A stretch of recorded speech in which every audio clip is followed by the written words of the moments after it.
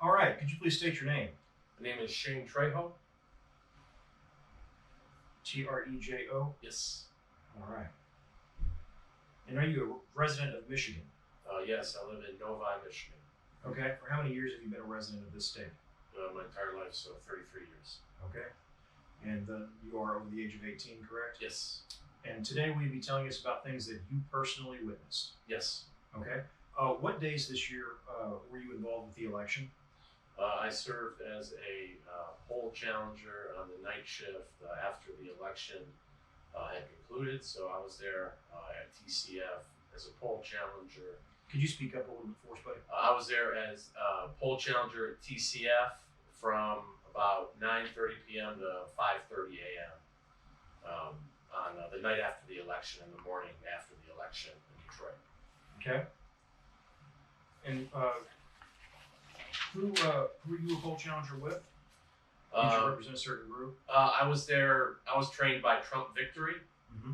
So those are the individuals. I went through Marion Sheridan's Guard the Vote with MCC. So I went to 2 trainings that she had set up, where there was a Trump Victory guy there, and then on poll challenging day, I got there a little bit after the orientation already began. But I get the feeling it was the same type of people, same type of Trump Victory people who were running the show that day too. So when you were at the TCF, though, did your credentials identify you as a Republican poll challenger? Yes, I had credentials that said Michigan MIGOP, certified by Laura Cox, poll challenger, and you didn't have to present the credential really when you were on the floor, but I did have it just in case anyway. Okay, gotcha. So what did you witness there that you wanted to tell us about today? The one thing, basically, again, I showed up late for the to get there for the poll challenging. It was a lot of helter-skelter. It didn't seem like anyone knew what was going on. I was not even given a table I was supposed to be at. So I'm running around with chickens with their heads cut off. But then I reached Phil O'Halloran, who had been with Marion Sheridan, one of the activist leaders, who was setting up all these different ways that we could monitor as ballots are being collected, distributed, all that stuff. So he was one of the guys in charge of setting up that operation for electoral transparency. So I see Phil as I'm about to check in, and he says, "Well, we need you for a certain task. You're going to look out the back entryway where people were showing up with ballots." And Phil told me that people had just been showing up with boxes of ballots, that they had, there was no chain of custody, that it was very shady how it was being done. They're trying to get information about the, the vans or the cars or whatever vehicles were showing up, identification of the people who were, identification of the people who were showing up with the ballots, and I believe they were also trying to figure out where the cars were going, if they were making any stops in between the clerk's office. Can you give me Phil's full name, please? Phil O'Halloran. And where in the TCF Center is this? This is like in the back. There's a big, the facility where all the rooms were set up. You go to the back, and there's a way that cars can just drive right into the facility. And that was like a garage door that opened, and cars were coming in with the ballots. So Phil had said, I think he had been looking at the ballots. So he put me and another gentleman, an Asian fellow, back there just to look at the ballots, and he gave me the impression that they'd be coming in fast and furious all night. So I'm sitting back there. We sit there for hours, and not one ballot showed up. People have shown up to When you say hours, kind of roughly, can you give us a time frame of what? There was no. I didn't. From what I saw, there was not one ballot that showed up from at least 10 p.m. Or let me say at least 10:30 to the 3:30 a.m. when it, roughly the number that Colbeck gave was 38,000 ballots showed up. I counted over 50 different boxes of ballots that showed up all at once at 3:30 a.m. Someone gave an official count of 61. So 61 ballots. They were all in USPS boxes. It wasn't delivered by USPS. 61 boxes of ballots. Yes, and it wasn't delivered by USPS necessarily. It was in a van, a white van, that had the city clerk's emblem on it, and it said Janice Winfrey, some tagline, and had her number, and I was told by a lady named Monica, I think his name is Monica Palmer, from she's Wayne 14th district. She's like a Republican who serves on, I think, the board of canvassers or board of elections in Wayne County. She had said that one of the men who had shown up with the ballots, she had seen him around the elections clerk's office. So she was under the impression, she thought that this guy worked for the city clerk or the county or someone. So Was Monica back there with you? Monica, I'm not sure where she was at the time, Mhm. but she said she saw the guy who came in. I saw him. He was wearing like a blue hoodie, and he had been there before. He had showed up and looked kind of confused actually earlier in the night. He didn't unload any ballots, but he showed up looking angry and confused. Was he in the same vehicle? It was a different vehicle. Yes. Do you remember what vehicle he showed up in? I have my notes back at my apartment. I'll forward you those notes. I took explicit notes on all the different cars and stuff. You guys have each other's contact Yeah. info? Oh yeah. So I'll send all that. But he had shown up in a car. He gets out of the car. He looks around, kind of angry, like he didn't know what was going on. And he went and talked to whoever, and then got out of there. And then hours later, him and two other people come back with the ballots, 61 boxes, over 50 boxes from my count. And So you saw these boxes. I saw the boxes for myself being unloaded in the dead of night. And you counted at least 50. At least 50. And some estimates have it somewhere between 50 and 61. Yes. How many ballots roughly could be in each box? They were pretty big boxes. I would say thousands potentially. That could have been packed in these large boxes. Mm-hmm. Definitely hundreds. So potentially it can even be more than the 38,000 number. Did you notice any security cameras anywhere? I didn't see any security cameras. I don't think I necessarily looked though. Probably should have, but I don't necessarily see any security cameras. I know that us taking any sort of video or recording was prohibited strictly, so that sort of allowed them to do Detroit it. PD's But it gotta was- have that. But it Do was it in the dead of night. But it was a white van with it looked like city clerk's office. And Monica said it was the city clerk's emblem that was on the van. Did you see the van? Yes, I saw the van. Okay. Did anything about that, about ballots arriving in a van that looked like that, seem out of the ordinary? It seemed highly suspicious to me because there's no reason why they couldn't have been processing the ballots in smaller batches and sending them over throughout the night. Because in the hours, I think there were still some ballots there that were being processed throughout the night. However, the vast majority of the challengers, of the workers, were just sitting around. They went and got lunch. They had a long lunch. They were just sitting around collecting their money, sort of playing beat the clock, it seems. And then by the time that all the ballots showed up, our shift was over. All the poll challengers' shift was over. The ballots couldn't even really be processed. The ballots couldn't even really be processed by all the people who had showed up. To hundreds of people had showed up to be poll challengers, and they were almost completely disenfranchised because they had nothing to challenge because the ballots showed up at the dead of night at 3:30 a.m. presumably from the clerk's office, and then of course during that 6 or 7 hours from when 8 p.m. when the ballots were supposed to all be in by at that time, 7.5 hours or so. Who knows what could have been done with those ballots in the interim period in which they were being held up from us. So they were all supposed to be in by 8, but these people were showing up at 3:30. Well, from my understanding of the law, 8 p.m. they cannot take any more ballots after 8 p.m. So they should have had all the ballots then.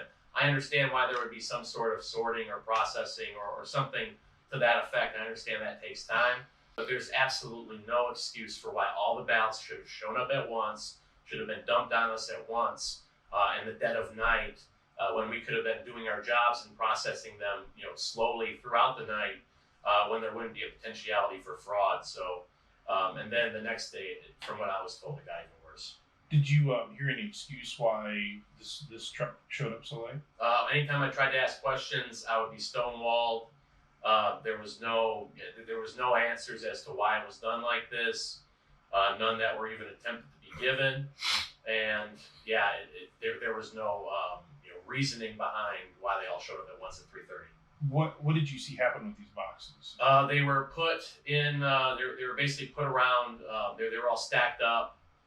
There was some people were going through some sort of, and I know there was. I'm not sure if this was separate or a part of all the ballots that were dumped, but I know there was a lot of blank ballots that were there, presumably for the In those duplicates. boxes? I'm not sure if they were in the boxes. I know they were ahead of the boxes. The way, as you saw all the boxes spread out, and then you saw a bunch of mail bins filled with blank ballots at that point, presumably for the lawful duplication process. Although I don't know, there didn't seem to be any oversight. There were ballots anywhere. People were taking them and doing God knows what with it.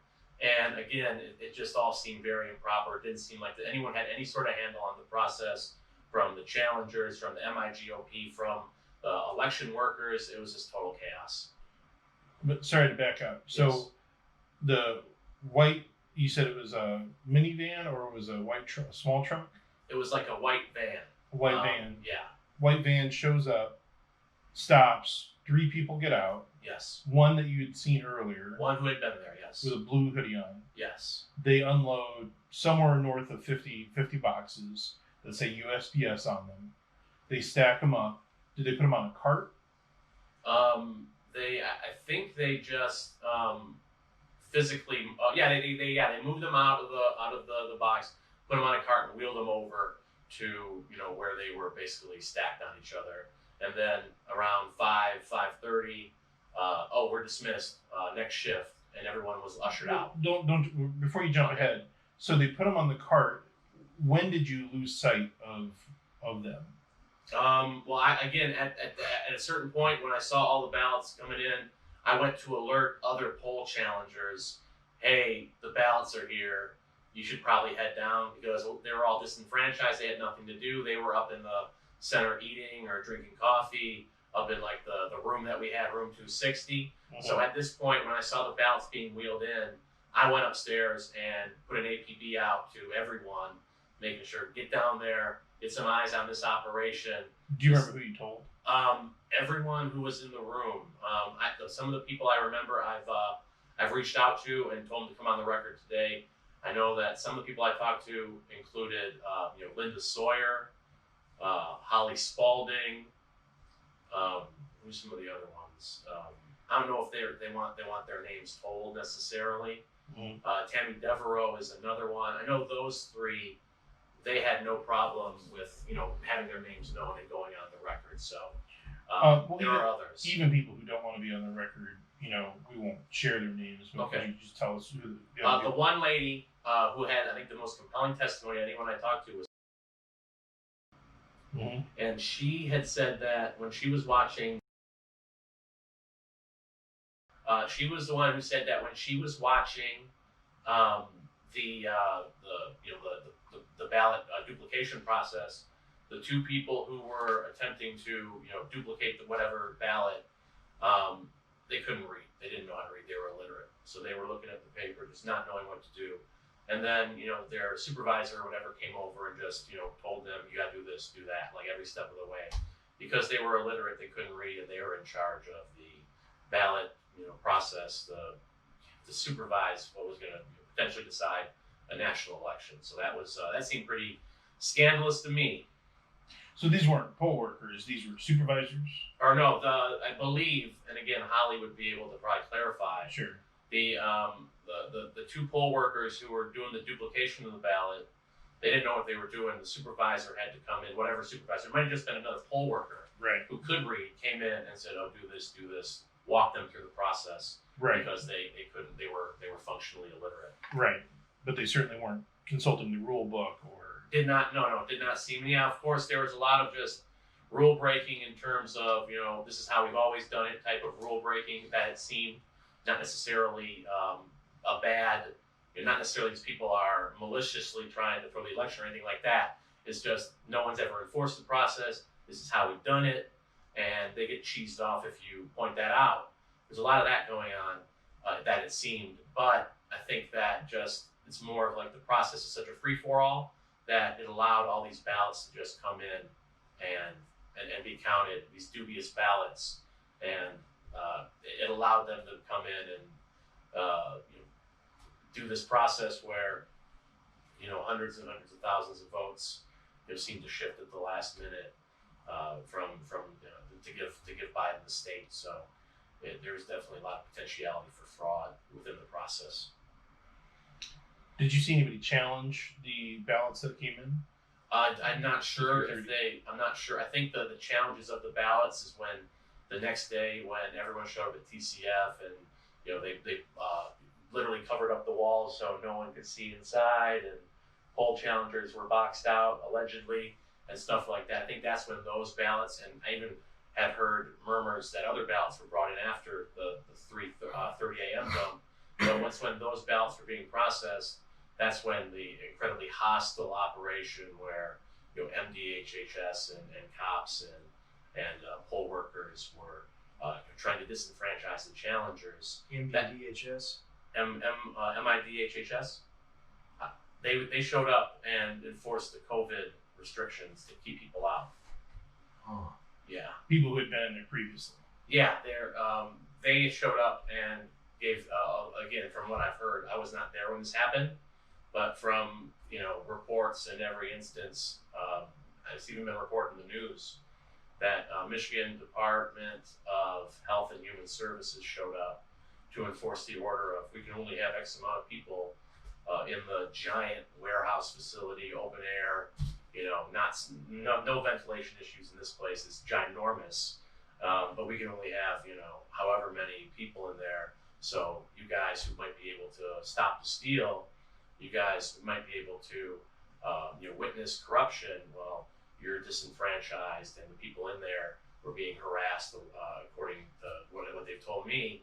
And there was like poll workers boxing them out so they couldn't see what was going on, so they couldn't see the challenge ballot, so they couldn't even challenge the ballot because they couldn't see it, couldn't even view the process as it was happening.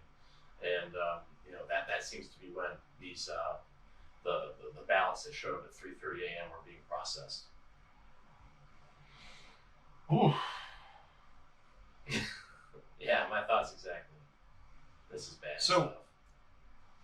have you heard anything, because you're a journalist, have you heard anything in the media that this 30,000 ballot dump, or however many it was, that error has somehow been cured or fixed since it was reported? I mean, it hasn't been, as far as I know, it hasn't been reported by the media. As far as I know, what's been reported by the media is angry Trump supporters show up outside of Cobo to cause mayhem and steal the election. That's how I've seen it reported by the mainstream media. I don't even know if Fox News and Breitbart have covered it. I know Gateway Pundit has. And then the Texas guy's tweet got deleted, and so that's proof that there's nothing to it. Oh, Mac, who did the graphic of showing Biden's vote totals going up 180,000 votes or whatever, and then they said it was a clerical error, and then he has since deleted the tweet. And so their cover fire on this is to say, Was that Michigan or Wisconsin? it was a Travis County GOP chairman, Matt McEnow, whatever his last name is, talking about Michigan. Who was talking about Michigan? Right. Okay. And they said, well, he's since deleted his tweet. And that's their cover for there's nothing to any of this. Mm-hmm, mm-hmm. Yeah. So, could you describe the three people? You said one guy, blue hoodie, right? Was he white, black, They Hispanic? were all black. Three black guys. Yes. Were they fat, skinny, average build? Well, I think one might have been a woman. I remember the two who were, okay, I remember the two. One was, just sort of a bigger dude. Another was, smaller, a little bit smaller on maybe the medium end of the spectrum. Those are the two guys I remember who So were. blue hoodie guy, was he fat, skinny? I would say normal type build, maybe a little stocky, but not. He wouldn't come off as fat. Yeah. And Did you get any idea of like how tall he was? I would say probably like maybe 6'2", like a little bit, maybe a little taller than me, I think. So bigger guy. Yeah, so he was a big dude, and Okay. again, he had some text on his hoodie that may have that I noticed. I think it was P. Farrell he had on his hoodie, but I'm not 100% sure. Yeah. I couldn't get a good look at it. And then there was another man, And there was another man with him who was helping with the ballots. black male. Yes. Fat, skinny, I would say about average build. average. Yeah. Height, I'd say maybe about 5'6", 5'7". so shorter than the other Shorter guy. than the other guy, yeah. And if I would say the younger guy or the smaller guy was maybe in his early 20s, and I would say that the guy with the hoodie, P. Farrell, I think that was his name. The hoodie guy, blue hoodie, he was probably 40s. And then there's a woman with him. I'm forgetting who the third person was, but I think that might have been the driver. And they didn't seem to be as involved in sorting through them, so I forget who the third person was, but there was three. Okay. And once I get to my notes, I may have information about that, and I can figure out who the Asian fellow was that worked with me, because at a certain point, I was running around alarming all the challengers that something like this was gonna happen, while he stayed there by the garage door, the entire night. So he should have even more detailed notes than me, with regards to what exactly happened. And you don't have direct knowledge, but your assumption is that those 50 plus boxes were just fed into all the different counting stations the next day. That definitely seems to be the case. Again, like that, there was no, as he said, there was no, we found the error with these ballots. As far as I know, no one even showed up and they were processed. No one even batted an eyelash about it, except me and the activists and the outlets that have reported on it, which are none of the mainstream outlets. Have you even been contacted by any mainstream outlets to ask about this? No. Any local media ask about this? TV stations, newspapers, dailies, weeklies? No one. Nothing. Nothing. I've talked to a reporter at a couple, like for the rallies. Like I talked to a couple reporters just about, here they want to know where's the rally at. Okay, here's the rally. So they're covering, it a little bit, probably in a biased way, but nothing about what I saw. No. If I may interject here, just a personal perspective. How is it possible that I, with very few connections and very little time spent online, heard about this in Texas Wednesday? The thing you just described happening up here in Troy, I heard about it in Texas on Wednesday. How does local media here not hear about it? Well, I mean that really shows the power of social media and why they want to shut down free discussion and on social media, because I posted this stuff. I also did. I'll talk about the Detroit leaks beforehand, before the election. Published a bunch of articles on the Detroit leaks where a poll worker was telling people, oh, you can say COVID and they can't do any of the ballots. So you can say COVID 6 feet, and they can't come within you to actually judge the ballots or challenge the ballots or look at any sort of fraud that may or may not be happening. So they were explicitly told by this poll worker to use that as an excuse, and all the workers were cackling at, ha ha ha, they won't be able to do that. And that was really powerful. There's other stuff there too where they're just telling workers to basically be hostile to challengers. Here's how to thwart them, that kind of stuff. So that came out before the election, and the leaks did spur a decision by the state. There was a lawsuit with Bob Cushman and Steve Cara where they sued to make the directive explicit to where poll challengers are expected to abide by COVID standards. But if they do have to come close to do their job as challengers and inspect ballots, that's completely legal. So the Detroit Leaks series was able to get that rule changed, but all the reports from the people on the ground were the workers still tried to use COVID to disenfranchise the poll challengers. They were, they did have to go to the supervisor, and the supervisor did tell the poll workers, hey, you can't do that. But, they still tried whenever possible to disenfranchise challengers throughout the process. So, the Detroit Leaks series, and I see that posted just by random people. After it got censored by YouTube, it seemed like that the Streisand effect, as it were, that really is a thing because people just started uploading it on random websites and like in random tweets with their phone. Like they took video of it on their phone, and I see these weird videos, Detroit Leaks videos, popping up just on random tweets, and it's making major traction. But there has been no interest in the story, as far as I know, that I have seen about any of the electoral fraud from the local news, from any local news. I haven't seen it covered whatsoever. And as far as I know, none of the people and none of the stories that we've experienced have been covered, in any sort of local outlets throughout Michigan. Do you have anything else to add? Did anybody offer you any kind of compensation for coming to talk to us today? No. Has your story been coordinated and ironed out with anybody else who may have been there with you? The person who did the Detroit Leaks, the individual who attended the poll worker training. I did work with him on the Detroit Leaks stories to make sure all the details were ironed out, and that there were no ducks in any row, that all of our ducks are in a row, so to speak. So I did work with him to make sure that the Detroit Leaks story was as factually accurate as possible.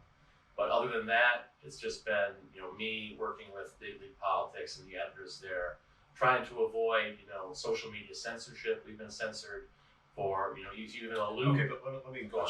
complete your thought, please.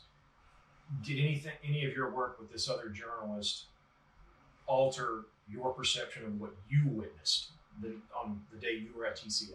Absolutely not. No. Okay. Thank you very much. It did not. Thank you. Do you have any faith in Detroit's count? No. I think probably if we're going to be fair, I don't see how you probably have to throw the entire election out. There's been so much fraud, and redo it if you wanted to have some sort of outcome that you can trust. I don't think anyone can trust any outcome at this point with this rampant fraud, and this is an assault on not just our democracy, but on our constitutional republic itself. Thanks.